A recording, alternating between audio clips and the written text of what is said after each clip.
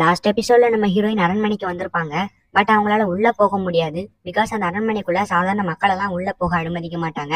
முக்கியமானவங்க மட்டும்தான் அந்த அரண்மனைக்குள்ள போயிட்டு வர முடியும். ஸோ அதனால நம்ம ஹீரோயினுக்கு என்ன பண்ணன்னு தெரியாம முழிச்சுக்கிட்டு இருக்காங்க. அப்புறம் தான் அவங்களுக்கு ஒரு ஐடியா வருது. நம்ம ஹீரோயினை கிராஸ் பண்ணி ஒரு முக்கியமானவங்க அந்த அரண்மனைக்குள்ள போவாங்க. அதை பார்த்தோன்னு நம்ம ஹீரோயின் இவங்க கூட நானும் வந்து சேர்ந்து அந்த அரண்மனைக்குள்ள போயாகணும் அப்படின்னு சொல்லிட்டு அவங்களோட வீட்டுக்கு டெலிபோர்ட் ஆகி பட்டாசு எடுக்கிறதுக்காக வந்திருப்பா. மறுபடியும் அந்த காட்டுக்கே டெலிபோர்ட் ஆகி வந்துருவா. இப்போ அந்த வண்டி வரதுக்காக வெயிட் பண்ணிட்டு இருப்பா. அந்த வண்டியும் கரெக்டா வரும். அவன் அந்த பட்டாசை பத்த வச்சு அந்த வண்டிக்கு முன்னாடி போட்டுருவா. டக்குன்னு அவங்களும் அந்த வண்டியை ஸ்டாப் பண்ணலான்னு பார்க்கும்போது நம்ம ஹீரோயின் குறுக்க வந்து விழுந்துருவா. இந்த வண்டிக்காரங்க தான் நம்ம ஹீரோயின் அடிச்சாங்க அப்படின்னு சொல்லிட்டு அவன் நம்ப வச்சிருவா. அவனுங்களும் நாம தான் தெரியாம இந்த பொண்ணை இடிச்சிட்டோம்னு சொல்லி அரண்மனைக்கு கூட்டிட்டு போவாங்க. அங்க இருக்க நோபல்ஸ், அதாவது முக்கியமான பர்சன்லாம் நம்ம ஹீரோயினை பார்த்து, ஓ அப்ப நம்ம வண்டி தான் இந்த பொண்ணை இடிச்சிருச்சா, அப்ப இந்த பொண்ணுக்கான எல்லா ஏற்பாடுகளையும் நம்ம தான் பண்ணி ஆகணும் நியாயப்படி அப்படின்னு சொல்லிட்டு எல்லாருமே தலை குனிஞ்சு நம்ம ஹீரோயின் கிட்ட மன்னிப்பு கேட்கறாங்க. நம்ம ஹீரோயினும் சூப்பர் சூப்பர் இப்பதான் என்னோட பிளான் ஒர்க் அவுட் ஆகுது அப்படின்னு மனசுக்குள்ள நினைக்கிறாங்க. சரி ஓகேம்மா, அப்போ நீ இங்க ரெஸ்ட் எடு, நாங்க போயிட்டு வரோம், உன்னை அப்புறமா சந்திக்கிறோம்னு சொல்லிட்டு போறாங்க. கொஞ்ச நேரம் கழிச்சு நம்ம ஹீரோயினும் எந்திரிச்சு போறா.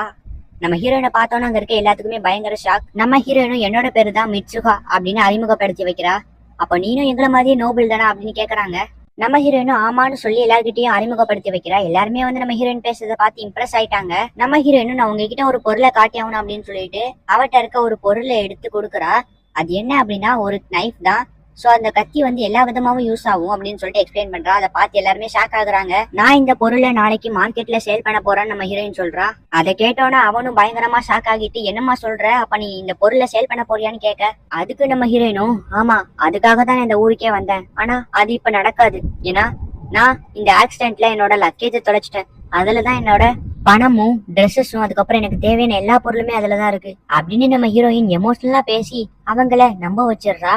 அவங்களும் சரி இத பத்தி நான் தான் பேசி ஆகணும், பிகாஸ் இந்த ஆக்சிடென்ட்டுக்கு காரணமே நாங்க தான், அதனால இதை நம்ம நைட்டு பேசுவோம், இப்போதைக்கு உனக்கு தேவையான எல்லா பொருளுமே இங்க இருக்குமா அப்படின்னு சொல்லிட்டு அவளை ஒரு ரூமுக்கு கூட்டிட்டு போறாங்க. அவ்வளவுதான், இப்ப நான் ஜெயிச்சுட்டேன், என்னோட பிளான் பக்காவா ஒர்க் அவுட் ஆயிட்டு இருக்குன்னு நம்ம ஹீரோயின் சொல்றா. அதுக்கப்புறம் அவங்க கொடுத்த ட்ரெஸ்ஸையும் எடுத்து போட்டுக்கிறா. அண்ட் அவங்க அம்மா கொடுத்த முத்துமாலையும் எடுத்து போட்டுக்கிறா. அன்னைக்கு நைட்டு டின்னருக்கு நம்ம ஹீரோயினையும் இன்வைட் பண்ணிருப்பாங்க. என்னை இன்வைட் பண்ணதுக்கு ரொம்ப தேங்க்ஸ்ன்னு சொல்லி நம்ம ஹீரோயினும் வந்து உட்கார்றா. அவ போட்டிருக்க ட்ரெஸ்ஸையும் அவளோட அழகையும் பார்த்து எல்லாருமே வந்து மயங்கி போறாங்க. அண்ட் அங்க இருக்கவங்களும் நம்ம ஹீரோயின் கிட்ட அவங்களோட பேரை இன்ட்ரோடியூஸ் பண்ணிக்கிறாங்க. அதுக்கப்புறம் எல்லாருமே சாப்பிடுறாங்க. நம்ம ஹீரோயினுக்கு சாப்பாடு சுத்தமா பிடிக்கல. என்ன இந்த சாப்பாடை எல்லாரும் சாப்பிடுறாங்க அப்படின்னு மனசுக்குள்ள நினைக்கிறா. சுத்தி இருக்கவங்களாம் உனக்கு சாப்பாடு பிடிக்கலையா, உனக்காக ஸ்பெஷலா பண்ணிருக்கோம் அப்படிங்கிற மாதிரி அப்செட் ஆகுறாங்க. இல்ல சாப்பாடு சூப்பர் அப்படின்னு சொல்லிட்டு அவளும் வந்து சமாளிக்கிறா. சாப்பிட்டு முடிச்சுட்டு ஸ்பெஷல் ட்ரிங்க் குடிக்கிறாங்க. அதுக்கப்புறம் அவனும் நம்ம ஹீரோயின் கிட்ட, ஆமா நீ எந்த ஊரை சேர்ந்தவ, எதுக்காக இங்க வந்த அப்படிங்கிற மாதிரி கேக்குறாங்க. நம்ம ஹீரோயினும் ஒரு பொய்யான ஸ்டோரி சொல்லி எல்லாத்தையுமே எமோஷனலா டச் பண்றாங்க. அண்ட் அங்க ஒரு சிம்பத்தியே கிரியேட் பண்றாங்க நம்ம ஹீரோயின். அதை கேட்டோன்னே எல்லாருமே வந்து நம்ம ஹீரோயின் மேல இறக்கப்படுறாங்க. அண்ட் நம்ம ஹீரோயின் எனக்கு சாப்பாடுக்கு கூட வழி இல்ல, அதனாலதான் நான் ஒரு முடிவு பண்ணிருக்கேன், இந்த முத்து மாலையை விக்கலான்னு சொல்லிட்டு பிளான் போட்டிருக்கேன், உங்களுக்கு தெரிஞ்சவங்க யாராவது இருந்தாங்கன்னா சொல்லுங்கன்னு நம்ம ஹீரோயின் கேட்க, அதுக்கு அவளும் எந்திரிச்சிட்டு பயங்கரமா கத்துறா, ஏய் உனக்கு அறிவில்ல, இந்த மாதிரி ஒரு அழகான முத்து மாலையா நீ விக்கலான்னு சொல்லிட்டு பிளான் போடுவேன், சரி இது எத்தனை ரூபாய்க்கு விற்க போறேன்னு அவ கேப்பா. அதுக்கு நம்ம ஹீரோயினும் எனக்கு இந்த முத்து மாலைக்கு பதிலா ஒரே ஒரு கடை மட்டும் செட் பண்ணி தந்தா போதும் அப்படின்னு நம்ம ஹீரோயின் சொல்லுவா. என்ன இவ்வளவு அழகான வேல்யூபிளான முத்து மாலைக்கு ஒரு கடை மட்டும் போதுமா அப்படின்னு அவ கேப்பா. உனக்கு மண்டையில ஏதாவது கல்லு கிள்ளு விழுந்துருச்சா, உனக்கு மண்டையில மூளை இருக்கா இல்லையா, இவ்வளவு வேல்யூபிளான ஒரு பொருளை இவ்வளவு சீப்பா விக்கிற அப்படின்னு சொல்லி அவளும் பயங்கரமா கத்திட்டு, சரி அப்ப நானே இதை வாங்கிக்கிறேன் உங்ககிட்ட இருந்து அப்படின்னு சொல்லுவா. அதை கேட்டோன்னு நம்ம ஹீரோயினுக்கு என்னதான் சந்தோஷமா இருந்தாலுமே, இது தெரிஞ்சிருந்தா நான் முன்னாடியே வேற ஏதாவது சீப்பான ஒரு ரவுண்ட் ஷேப் நெக்லஸ் போட்டு வந்திருப்பேன். இவங்க நெக்லஸோட வேல்யூ எல்லாம் பாக்கல, இந்த நெக்லஸோட ரவுண்ட் ஷேப்பை தான் பாக்குறாங்க. சே அப்படின்னா முன்னாடியே தெரிஞ்சிருந்தா நான் வேற ஏதாவது நெக்லஸாவது போட்டு வந்திருப்பேனே அப்படின்னு சொல்லி அவளே திட்டிக்கிறா அவ. அதுக்கப்புறம் அவளும் நம்ம ஹீரோயின் கிட்ட, சரி அப்பனா இது உங்க அம்மா கொடுத்ததுன்னு சொல்ற, அப்புறம் எதுக்கு என்கிட்ட விக்கணும்னு முடிவு பண்ணேன்னு கேட்கும் போது நம்ம ஹீரோயினும், ஏன்னா எனக்கு உங்களை பார்க்கும் போது எங்க அம்மா மாதிரியே இருக்குன்னு சொல்லுவா. அதை கேட்டோன்னே அவளும் ரொம்ப சந்தோஷப்பட்டுட்டு நம்ம ஹீரோயினை வந்து கட்டி பிடிச்சிட்டு ஃபீல் பண்ணுவா. சோ இது போதாதுன்னு அங்க இருக்க அண்ணன் தம்பின்னு 2 பேர் இருப்பாங்க. அவனுக்கு 2 பேருமே நம்ம ஹீரோயின் கிட்ட பயங்கரமா பிளாட் பண்ணிட்டு இருப்பாங்க. அதுக்கப்புறம் நம்ம ஹீரோயின் அவளோட ட்ரெஸ்ஸை தூக்கி ஒரு கத்தியை எடுக்கிறா. அதை பார்த்தோம் அங்க இருக்கவங்க எல்லாம் வேடா பாக்குறாங்க நம்ம ஹீரோயினை. என்னதான் நம்ம ஹீரோயினோட கண்ட்ரில அதெல்லாம் சகஜமா இருந்தாலும் இங்க வந்து இது ரொம்பவே வந்து மெச்சூர்டான விஷயம் அப்படிங்கிற மாதிரி சொல்றாங்க. நம்ம ஹீரோயினும் பேச்ச மழுப்பிட்டு இங்க வந்து நான் இந்த கத்தியை வந்து சேல் பண்ண போறேன், இதையும் யாராவது வாங்கிக்கிறீங்களா அப்படின்னு சொல்லிட்டு கேக்குறா. உடனே தம்பிக்காரனும் அதை எடுத்து பார்த்துட்டு நான் இதை 1 கோல்டுக்கு வாங்கிக்கிறேன் அப்படின்னு சொன்னோன்னு நம்ம ஹீரோயினுக்கு ரொம்ப சந்தோஷம். சோ அதுக்கப்புறம் எல்லாருமே பேசிக்கிட்டு இருக்காங்க. நம்ம ஹீரோயினும் ஒரு டிராமா மாதிரி பண்றா. அதுல வந்து எல்லாருமே வந்து பயங்கரமா சிரிக்க ஆரம்பிச்சிட்டாங்க. அப்பதான் நம்ம ஹீரோயினுக்கு அவங்களோட அப்பா அம்மா ஞாபகம் வருது. உடனே அவளும் பயங்கரமா ஃபீல் பண்ணி அழுக ஆரம்பிச்சிருவா. சோ உங்களோட இருக்கும்போது எனக்கு என்னோட அப்பா அம்மா ஞாபகம் வருது, அவங்க இறந்து போயிட்டாங்கன்னு சொல்லி நம்ம ஹீரோயின் அழுவ. என்னம்மா சொல்ற, நீனும் இந்த குடும்பத்துல ஒருத்தி தான், அதோட நீனும் என்னோட பொண்ணு மாதிரிதான் சொல்ல. அதுக்கு அவளும் வந்துட்டு ஆமா நீனும் என்னோட பொண்ணுதான் அப்படின்னு சொல்லிட்டு எல்லாருமே நம்ம ஹீரோயினை கட்டிப்பிடிச்சு என்னோட குடும்பத்துல ஒருத்திங்கிற மாதிரி சொல்றாங்க. உடனே அவனும் நம்ம ஹீரோயின் கிட்ட நீ கேட்ட மாதிரியே உனக்கு ஒரு கடையை செட் பண்ணி தரோம், அந்த கடையில என்ன வேணுமோ நீ பண்ணிக்கோ, பதிலுக்கு எங்களுக்கு ஒண்ணுமே கொடுக்க வேணாம்னு சொல்றான். நம்ம ஹீரோயினுக்கு ரொம்ப சந்தோஷமா இருக்கு. அடுத்த நாள் காலையில அவங்க சொன்ன மாதிரியே நம்ம ஹீரோயினுக்கு ஒரு கடையை செட் பண்ணி கொடுத்துட்டாங்க. எல்லாருமே நம்ம ஹீரோயினை வழி அனுப்பி வைக்கிறாங்க. அதோட உன்னால எப்படிமா எல்லா வேலையுமே தனியா பார்க்க முடியும், சோ உனக்கு 2 செக்யூரிட்டிஸ் அனுப்பி வைக்கிறேன் அப்படின்னு சொல்லி நம்ம ஹீரோனோட ஒரு 2 செக்யூரிட்டிஸையும் அனுப்பி வைக்கிறாங்க நம்ம ஹீரோனுக்கு ஹெல்ப் பண்றதுக்காக. அப்ப கரெக்டா மாட்டு வண்டி வர நம்ம ஹீரோனும் ஹீரோனோட செக்யூரிட்டிஸும் கிளம்புறாங்க. எல்லாருமே நம்ம ஹீரோனுக்கு பாய் சொல்றாங்க. நம்ம ஹீரோயினும் இவங்க உண்மையிலேயே ஒரு நல்ல ஃபேமிலி, இவங்க கிட்ட நான் போய் சொன்னதுக்கு என்ன மன்னிச்சிடுங்க அப்படின்னு நம்ம ஹீரோயின் மனசுல நினைச்சிட்டே போறாங்க. சோ இத்தனை மணியை சேர்ந்தவங்க ஒரு கடையை ஏற்பாடு பண்ணி தந்திருப்பாங்க. அதை டெவலப் பண்றதுக்காக நிறைய கான்ட்ராக்ட் விஷயம் எல்லாம் பேசிக்கிட்டு இருப்பாங்க. அண்ட் அதை ப்ரொமோட் பண்றதுக்காக எல்லார்கிட்டயுமே போயிட்டு அவங்க கடையோட ஒரு பொருளை கொடுத்து இந்த மாதிரி அட்வர்டைஸ்மெண்ட் பண்ணுவாங்க. ஃபைனலா கடையுமே ஓபன் பண்ணிடுவாங்க. நம்ம ஹீரோயின் அவங்க நாட்டுல இருந்து நிறைய பொருட்களை இங்க கொண்டு வந்து வைக்கிறாங்க. சோ இதெல்லாம் இங்க இருக்கவங்களுக்கு டிஃப்ரெண்டா தெரியும். அதோட ரொம்ப நேரம் ஆகுது, பட் கஸ்டமர்ஸ் யாருமே வரல. விட்டு கொடுக்காத மிட்சுகா அப்படின்னு அவங்களே மோட்டிவேஷன் பண்ணிக்கிறாங்க. அப்பதான் திடீர்னு அந்த கடைக்கு 3 பொண்ணுங்க வராங்க.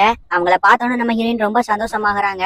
அந்த 3 பொண்ணுங்களும் இந்த இடத்துல என்ன இருக்குன்னு கேக்குறாங்க. அதுக்கு நம்ம ஹீரோயின் இந்த இடத்துல நீங்க தேடுற எல்லாமே இருக்குன்னு சொன்னோன்னா அவங்களும் போயிட்டு ஒரு கரண்டி எடுத்து பாக்குறாங்க. இந்த கரண்டி வந்து ஃபிஷ்ஷை திருப்பி போறதுக்கான கரண்டி அப்படின்னு சொல்றா. ஆனா இந்த ஊர்ல தான் ஃபிஷ்ஷே இல்லையே அப்படின்னு சொல்லிட்டு அந்த கரண்டியை வச்சுட்டு அங்க இருக்க மத்த பொருள் எல்லாம் போய் பாக்குறாங்க. எல்லாமே அவங்களுக்கு டிஃப்ரெண்டா இருக்கு. ஃபைனலா அவங்க அங்க இருக்க ஒரு ஷாம்பை பாக்குறாங்க. அவங்களுக்கு அது என்னன்னே தெரியல. அப்பதான் நம்ம ஹீரோயின் அங்க போயிட்டு இதுதான் ஷாம்பு, இதை வச்சுதான் நம்ம குளிப்போம், இங்க குளிக்கும் போது இதை யூஸ் பண்ணணும், உங்க தலை முடி இதனால பல ஆகும் அப்படின்னு அட்வர்டைஸ்மெண்ட் பண்ணிட்டு இருக்காங்க. ஆனா அந்த 3 பொண்ணுங்களுக்கும் இது என்னன்னே புரியல. சோ அதனால இந்த கடையில ஒண்ணுமே நம்மளுக்கு தெரிஞ்ச விஷயமே இல்லைன்னு சொல்லிட்டு அவங்க அங்க இருந்து கிளம்பி போறாங்க. நம்ம ஹீரோயின் அவங்க தடுக்க பாக்குறாங்க, முடியல. இருந்தாலும் நம்ம ஹீரோயின் விட்டு கொடுக்க கூடாதுன்னு முயற்சி பண்றாங்க. அவங்க 3 பேரையும் போய் தடுத்து நிறுத்தலாம்னு சொல்லிட்டு போறாங்க. அவங்க 3 பேர்கிட்டையும் வேணும்னா இந்த ஷாம்பை நான் உங்களுக்கு டெமோ பண்ணி காட்டுறேன் அப்படின்னு சொல்லிட்டு அந்த பொண்ணு ஒருத்திய கூட்டிட்டு போய் குளிக்க வைக்கிறா. நம்ம ஹீரோயினும் அந்த பொண்ணை குளிப்பாட்டி விடுறா. ஃபைனலா அந்த ஷாம்பை எடுத்து அந்த பொண்ணு முடியல தேய்க்கிறா.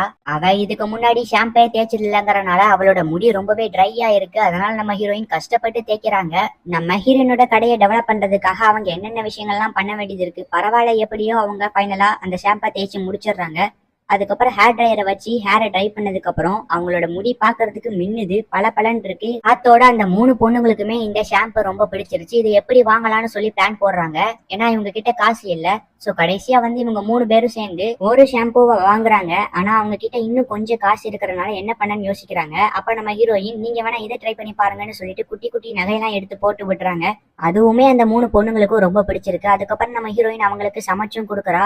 ஆனா எங்களோட காசு காலி, எங்க கிட்ட சாப்பாடுக்கெல்லாம் காசு இல்லைன்னு அந்த 3 பொண்ணுங்களும் சொல்றாங்க. நம்ம ஹீரோயினும் பரவாயில்ல நீங்க சாப்பாடுக்கெல்லாம் காசு கொடுக்க வேணாம்னு சொல்றா. அந்த 3 பொண்ணுங்களும் நம்ம ஹீரோயினை பார்த்து இவன் என்னத்தை போட்டு கலக்கிக்கிட்டு இருக்கா, ஒருவேளை இவ விச்சா இருப்பாளோ அப்படின்னு சொல்லி பயப்படுறாங்க. அப்ப நம்ம ஹீரோயின் அந்த டிஷ்ஷை எடுத்துட்டு வரா. அதை சாப்பிட்டு பார்த்தோன்னா 3 பேருமே வாயடிச்சு போயிடுறாங்க. இது ரொம்ப சூப்பரா இருக்குங்கிற மாதிரி சொல்றாங்க. நம்ம ஹீரோயின் அவளோட கண்ட்ரில இருந்து இன்ஸ்டன்ட் ஃபுட் எல்லாம் எடுத்து வந்திருப்பா. அதையுமே சமைச்சு அந்த பொண்ணுங்களுக்கு கொடுக்குறா. அதையும் சாப்பிட்டுட்டு அவங்க நல்லா இருக்குன்னு தான் சொல்றாங்க. நம்ம ஹீரோயின் ரொம்ப சந்தோஷமா நிறைய டிஷ்ஷஸா அவங்களுக்காக மேக் பண்ணி கொடுக்குறா. வெஜ்ஜி, நான்வெஜ்ஜி, மீட்டு, சாலடு, ஜூஸ், ஐஸ்கிரீம்னு சொல்லிட்டு வகையா சமைச்சு கொடுத்து அதோட ஃபைனலா பாலையும் கொடுத்து பினிஷ் பண்றா. அவங்க போகும்போது ஒரு சாக்லேட்டை கொடுத்து இதை உங்களோட ஃப்ரெண்ட்ஸ் கிட்ட கொடுங்கன்னு சொல்லி அனுப்பி வைக்கிறா. கண்டிப்பா அந்த சாக்லேட்டை நிறைய பேர் சாப்பிடுவாங்க. இப்படி பண்ணாதான் அந்த சாக்லேட்டை சாப்பிடுறவங்களா அந்த டிபார்ட்மெண்ட் ஸ்டோர் எங்க இருக்குன்னு கண்டுபிடிச்சு என்னோட கடைக்கு வருவாங்க. அதோட என்னோட கஸ்டமர் டெவலப் ஆவாங்கன்னு நம்ம ஹீரோயின் யோசிக்கிறா. இங்க அந்த 3 பொண்ணுங்களும் அந்த சாக்லேட்ல இருக்க ஒரு சாக்லேட் எடுத்து பிரிச்சு பார்த்துட்டு அவ ஒருவேளை வச்சு நம்மளுக்கு ஏதாவது மந்திரம் கிந்திரம் வைக்கிறாளா அப்படின்னு யோசிச்சுட்டு அந்த சாக்லேட்டை அவங்க ஊர்ல இருக்க செஃப் கிட்ட கொண்டு வந்து கொடுப்பா. அவங்களும் அதை சாப்பிட்டு பார்த்துட்டு என்னதுப்பா இது, நிஜமாவே இவ்வளவு சூப்பரா இருக்கு, இது வரைக்கும் நான் இப்படி ஒண்ணு சாப்பிட்டதே இல்ல, இது எங்க கிடைக்குது அப்படின்னு சொல்லி கேட்பாங்க. அப்போ அந்த இடத்துக்கு ஒரு பிரின்சஸ் வந்துட்டு அந்த 3 பொண்ணுங்க கிட்டயே உங்களோட முடி எப்படி இவ்வளவு ஷைனிங்கா இருக்கு, நீங்க என்ன பண்றீங்க அப்படின்னு சொல்லி கேக்குறா. அதுக்கு அவங்களும் அதுக்கெல்லாம் காரணம் இந்த ஷாம்பு தான், இந்த ஷாம்பு பக்கத்துல இருக்க டிபார்ட்மெண்ட் ஸ்டோர்ல கிடைக்குது, நாங்க அதை வாங்கிக்கிட்டோம், அதோட இந்த நகைகளும் அங்கதான் கிடைக்குது அப்படின்னு சொன்னோன்னா அந்த பிரின்சஸ் ரொம்ப ஷாக் ஆகுறாங்க. அப்பதான் அந்த செஃப் இந்த சாக்லேட்டும் அங்கதான் கிடைக்குதுன்னு சொல்லி ஆச்சரியப்படுறாங்க. அப்ப அந்த பொண்ணுங்களும் அந்த கடையில எங்களுக்கு சமைச்சும் கொடுத்தாங்க, அதுல ஃபிஷ்ஷஸும் இருந்துச்சு, ஆனா ட்ரை ஃபிஷ்ஷஸ் இல்ல, ஃப்ரெஷ்ஷான ஃபிஷ்ஷஸ் அந்த கடையில சமைச்சு கொடுத்தாங்க அப்படின்னு அந்த 3 பொண்ணுங்களும் சொல்றாங்க. அதை கேட்டோன்னு அந்த செஃப்பும் அதுக்கெல்லாம் வாய்ப்பே இல்லை, ஏன்னா நம்ம கண்ட்ரிக்கும் ஃபிஷ்ஷுக்கும் ரொம்ப தூரம், பிகாஸ் அங்க இருந்து ஃபிஷ்ஷை இம்போர்ட் பண்ணி இங்க கொண்டு வரதுக்குள்ளேயுமே 7 நாட்கள் ஆகும். அதுக்குள்ளேயுமே அந்த ஃபிஷ் கருவாடா மாறிடும் அப்படின்னு சொல்றாங்க. அதுக்கு அந்த 3 பொண்ணுங்களும் இல்ல, நாங்க உண்மையிலேயே ஃப்ரெஷ்ஷான மீனை தான் சாப்பிட்டோம், எங்களுக்கு இன்னும் அந்த டேஸ்ட் கூட இருக்கு அப்படின்னு சொல்றாங்க. அதை கேட்டோன்னு ஆச்சரியமான செஃப் நம்ம ஹீரோனோட கடைக்கு போவாங்க. நம்ம ஹீரோனும் யா அந்த சாக்லேட்டை 3 பொண்ணுங்க கிட்டயும் கொடுத்தது நல்லதா போச்சுன்னு சொல்றா. அந்த செஃப்பும் அவருக்கு தேவையான எல்லா பொருளையுமே அந்த கடையில இருந்து எடுத்து அவரோட பையில போடுறாரு. அதெல்லாம் எடுத்துட்டு வந்து நம்ம ஹீரோயின்ட்ட கொடுத்துட்டு, ஆமா இது என்ன கரண்டி அப்படின்னு சொல்லிட்டு அந்த செஃப் கேக்குறான். அதுக்கு ஹீரோயினும் இதுதான் ஃபிஷ்ஷை கிளீன் பண்றதுக்கு யூஸ் பண்ணுவாங்க அப்படின்னு சொல்றா. உடனே அந்த செஃப்பும் நம்ம ஊர்ல தான் ஃபிஷ்ஷே கிடைக்காதுன்னு சொல்றான். அதை கேட்டோன்னு நம்ம ஹீரோயினும் பயங்கரமா ஷாக் ஆகுறா. அதுக்கப்புறம் நம்ம செஃப்க்கு தேவையான எல்லா பொருளையுமே எடுத்து அட்வர்டைஸ்மெண்ட் பண்றா. ஃபைனலா நம்ம ஹீரோயின் ஒரு கத்தியை எடுத்து வச்சுட்டு, இதுதான் எலிகண்டான கத்தி, இந்த கத்திய சாதாரண செஃப்பால யூஸ் பண்ண முடியாது, உங்களை மாதிரியான ஒரு அசாதாரணமான செஃப்பால மட்டும்தான் யூஸ் பண்ண முடியும் அப்படின்னு சொல்லி நம்ம செஃப்க்கு பயங்கரமா கூஸ் பம்ப்ஸை ஏத்தி விடுறா. ஃபைனலா நம்ம செஃப்பும் இதை கேட்டுட்டு, ஆமா நீ சொல்றது சரிதான், இந்த எலிகண்டான கத்தி எவ்வளவு காஸ்ட்லியா இருந்தாலும் பரவாயில்ல, நான் இதை வாங்கிக்கிறேன்னு சொல்றான். ஃபைனலா நம்ம ஹீரோயின் எல்லாத்தையுமே பேக் பண்ணிட்டு அடுத்த டைம் இந்த கடைக்கு வாங்க அப்படின்னு சொல்லி வழி அனுப்பி வைக்கிறா. அப்ப நம்ம செஃப்பும் ஹீரோயினை பார்த்து, உன்கிட்ட ஃப்ரெஷ்ஷான மீன்லாம் கிடைக்கும்னு நான் கேள்விப்பட்டேன், அது உண்மையானு கேக்குறாங்க. அதுக்கு நம்ம ஹீரோயினும் ஓ அந்த 3 பொண்ணுங்களும் சொல்லியிருப்பாங்களா அப்படின்னு யோசிச்சு பார்த்துட்டு, ஆமா என்கிட்ட கிடைக்கும் அப்படின்னு சொல்றாங்க. உடனே நம்ம செஃப்பும் ஹீரோயின் கிட்ட, அப்பனா நம்ம ஒரு டீல் மேக் பண்ணிக்கலாம், எனக்கு உன்னோட ஃப்ரெஷ்ஷான மீன்லாம் தரணும், ஒரு பிரின்சஸோட முக்கியமான ஈவெண்ட் வருது, அதோட இந்த ஃபங்க்ஷன்ல நிறைய பேர் கலந்துக்குவாங்க, அவங்களுக்கு எல்லாம் வாய்க்கு ருசியான மாதிரி நான் தான் சமைச்சு போடணும், சோ அதனாலதான் சொல்றேன் எனக்கு உன்னோட ஃபிஷ் எல்லாம் தேவைப்படுது, நம்ம 2 பேரும் டீல் மேக் பண்ணிக்கலாமான்னு நம்ம செஃப் கேக்குறான். நம்ம ஹீரோயின் இது வரைக்கும் அவங்க கண்ட்ரில இருந்த பொருள் எல்லாம் இங்க எடுத்துட்டு வந்து வித்துக்கிட்டு தான் இருந்தாங்க. அண்ட் அதோட இப்ப நம்ம ஹீரோயினுக்கு ஒரு மிகப்பெரிய ஆஃபர் ஒண்ணு கிடைக்குது, சரி இதை எடுத்து பண்ணலாம் அப்படின்னு சொல்லிட்டு சரின்னு சொல்றாங்க. நம்ம செஃப்பும் சந்தோஷப்படுறான். இதோட இந்த எபிசோட முடிக்கிறாங்க.